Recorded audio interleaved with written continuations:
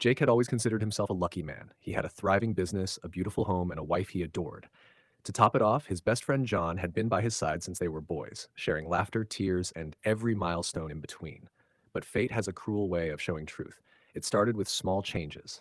Rita began coming home later than usual, her excuses rehearsed but brittle. John, too, seemed more distant, dodging Jake's calls and showing up less at their usual hangouts. At first, Jake ignored the signs, convincing himself he was imagining things, until the night he found a message. He had borrowed Rita's phone to check an email. What popped up instead made his heart stop. "I can't wait until we're finally free of him," John had written. "Just a little longer, and everything he owns will be ours." Jake felt the blood drain from his face.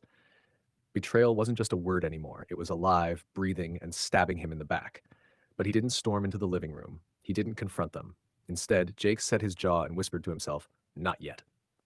Over the next few weeks, he became an actor in his own home. He smiled when he wanted to scream. He kissed Rita's forehead when deep down he knew she was sneaking off to John.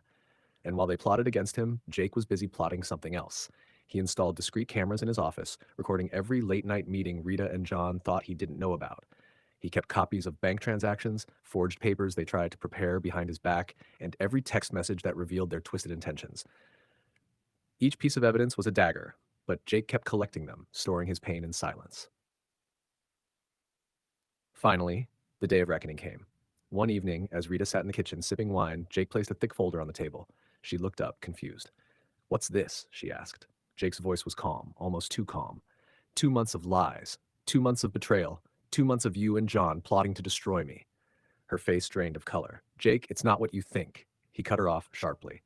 "Don't insult me any further. I've got every word, every message, every signature. You thought I was blind, but I was watching the whole time."